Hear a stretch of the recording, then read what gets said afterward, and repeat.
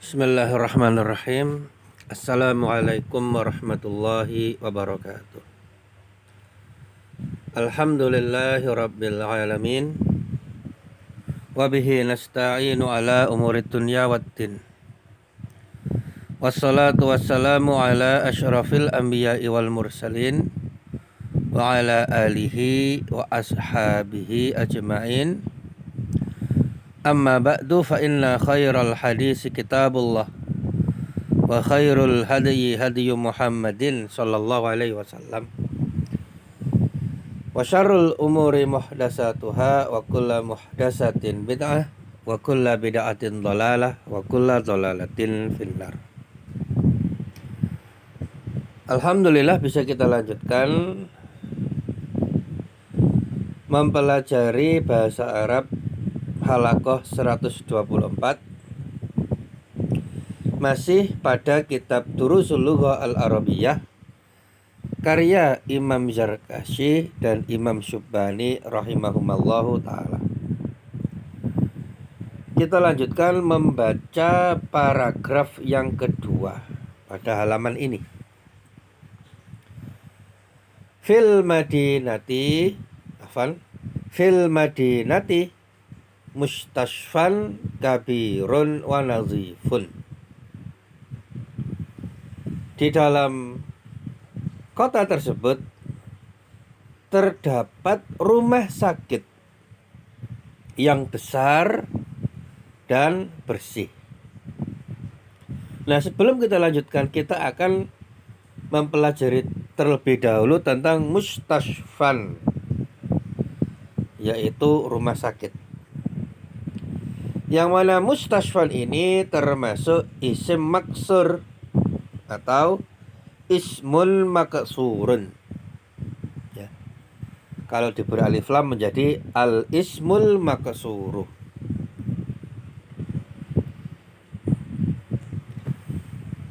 Isim maksur adalah isim yang berakhiran dengan alif lazimah, alif yang tetap, yang didahului oleh huruf yang berharokat fathah. Nah, akhirnya isim maksur ini itu kan berakhiran dengan huruf alif, dan alif ini tidak bisa diharokati. Dia itu cuma memanjangkan fathah.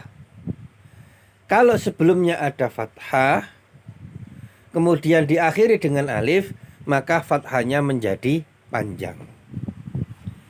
Nah, sebagai contoh adalah mustashfan. Nah, maka di akhirnya itu ada alif, meskipun bentuknya itu ya, tapi itu adalah alif. Seringkali juga disebut dengan alif bengkong, ya, atau alif bengkok. Maka ketika nakiroh atau ketika tidak disambung dengan alif lam, maka huruf yang kedua dari akhir sebelum alif ini itu ditulis dengan tanwin. Mustashfan artinya rumah sakit. Tetapi apabila kemasukan alif lam, maka dibaca panjang, al-mustashfa. Al-mustashfa, ya. Fa-nya panjang, kenapa? Karena huruf fa berharokat fathah, kemudian diikuti alif. Saya lagi, yang paling belakang itu adalah alif, meskipun bentuknya ya, gitu ya. Nah, tadi sering disebut apa? Disebut dengan alif bengkong. Memang bentuknya ya, tapi dia itu alif karena fungsinya adalah memanjangkan fathah sebelumnya.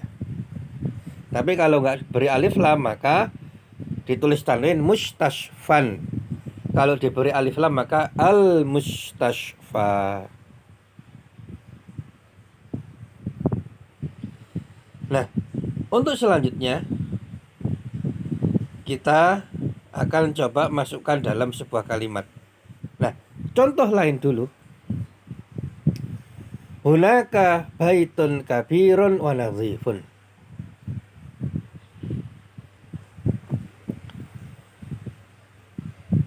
Di sana ada rumah yang besar dan bersih. Maka kabirun itu adalah naktun untuk baitun. Baitun itu adalah man'ut, kabirun adalah naatnya. Maka kabirun mengikuti baitun, ya. Baitun nakiroh, kabirun ikut nakiroh. Baitun marfu, kabirun ikut marfu. Tanpa alif lam maka ikut juga alif lam mudzakkar dan mudzakkar. Nah, kalau ini sudah jelas, sudah pernah kita pelajari tentang yang sedemikian ini pada pertemuan-pertemuan sebelumnya. Nah, sekarang bagaimana kalau baitun ini diganti dengan isim maksur? Jadi isim maksur ini meskipun dalam keadaan rafa, nasab maupun jar tulisannya sama, tetapi i'rabnya yang berbeda. Bisa marfu, bisa mansub, bisa majrur, tetapi nulisnya tetap sama. Ya. Sebagai contoh, baitun ini kita ganti dengan isim maksur, yaitu rumah sakit mustashfan. Maka menjadi hunaka mustashfan kabirun wa nazifun. Di sana ada rumah sakit yang besar dan bersih. Nah, maka mustashfan di sini itu man'ut. Naatnya adalah kabirun. Loh, kenapa tidak ikut fathaten?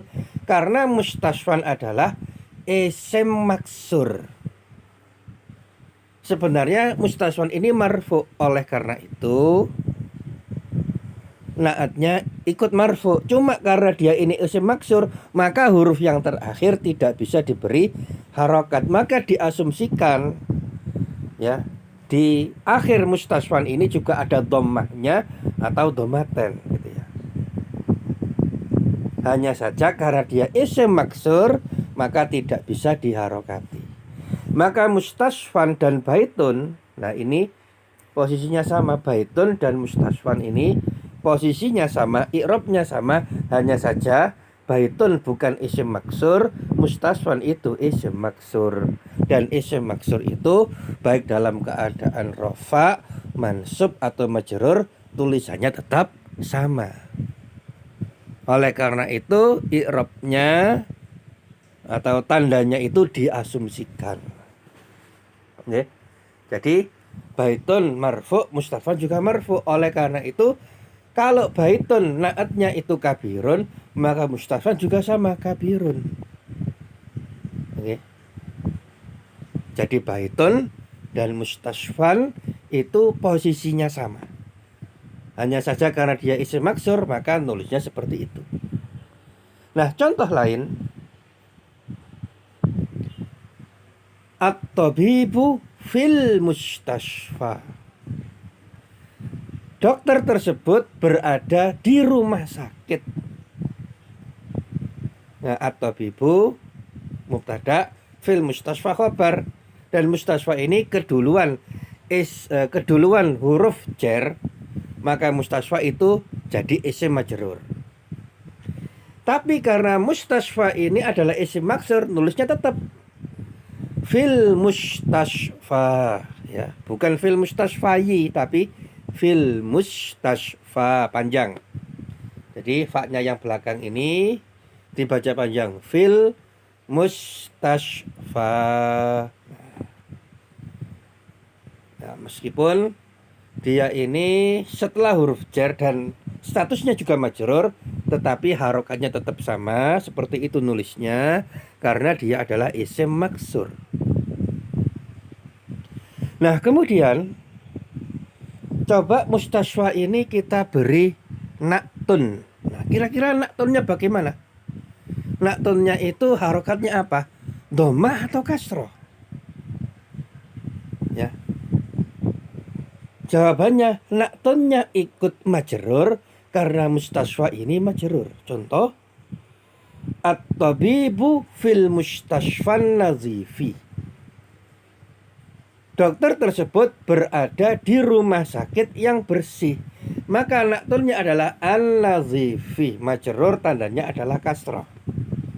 Kenapa dia majrur? Karena mustasfa ini juga majrur karena keduluan huruf jar. Hanya saja karena al-mustasfa ini isim maksur, maka harokatnya tidak kelihatan, tidak bisa diharokati. Oleh karena itu diasumsikan harokatnya adalah kasroh.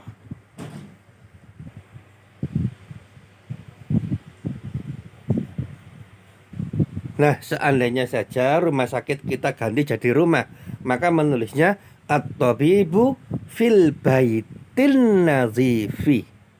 Fil baitin nazifi. Nah, karena bait bukan isim maksur, tapi karena mustasfa isim maksur, maka nulisnya fil mustasfan nazifi. Nah, semoga bisa difahami. Contoh yang lain, isim maksur yang lain adalah ason. Ason ini tongkat, ya, ason. Jadi huruf shad itu berharokat fathah yang diakhiri dengan alif setelahnya. Karena nakirah, maka huruf sebelum akhir ditulis dengan tanwin menjadi ason, artinya tongkat. Tapi kalau diberi alif lam, maka dibaca panjang, al-aso, tongkat. Jadi kalau diberi alif lam, maka dibaca panjang al-aso. Nah, contoh kita letakkan dalam sebuah kalimat, ya, jumlah mufidah. Fil bustani ason qasirun.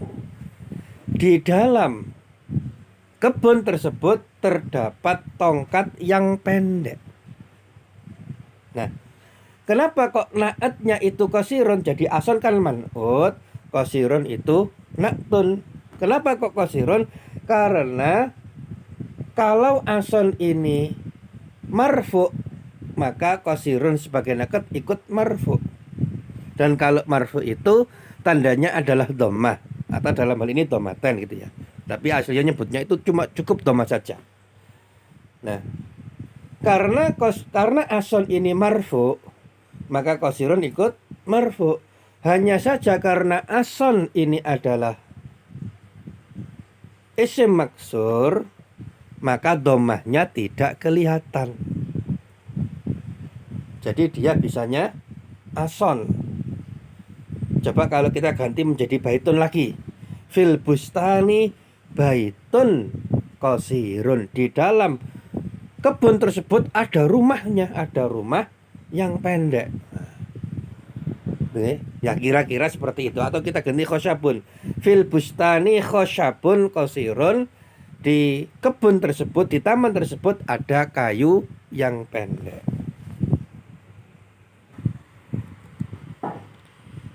Nah, demikian, semoga bisa difahami. Nah, sebelum ditutup, mari kita baca surat Al-Baqarah ayat 60. Allah Ta'ala berfirman, wa idistasqa Musa liqaumihi faqul nadrib bi asaqal hajar fanfajarat min husnata asyrata ainah. Dan ingatlah ketika Nabi Musa alaihissalam memohon air untuk kaumnya, yaitu Nabi Musa memohon kepada Allah Subhanahu wa taala agar Allah memberi kaumnya air. Lalu kami, yaitu Allah Subhanahu wa taala berfirman, pukullah batu itu dengan tongkatmu. Lalu memancarlah daripadanya 12 mata air. Ya. Maka ini termasuk mukjizat yang diberikan oleh Allah Subhanahu wa taala kepada Nabi Musa alaihi assalam. Allah perintahkan Nabi Musa untuk memukulkan tongkatnya ke sebuah batu, kemudian dari batu itu, ya, atau sekitar itu akhirnya memancarlah air.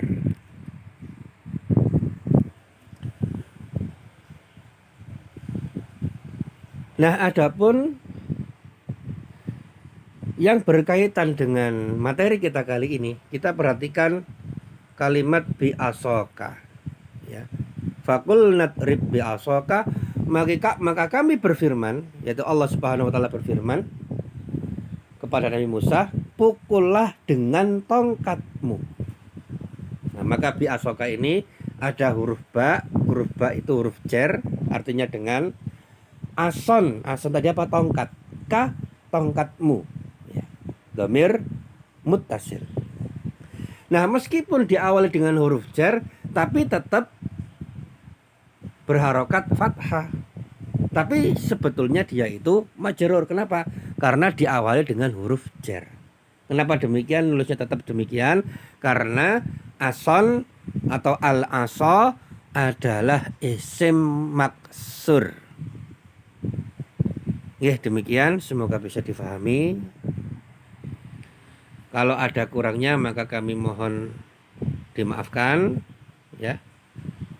Dan tolong diingatkan, dan halaqah kita ini kita tutup dengan memberikan tugas halaqah 124, yaitu yang pertama menulis dan membaca, yaitu dari ismun maksurun sampai dengan fil bustani ason qasirun.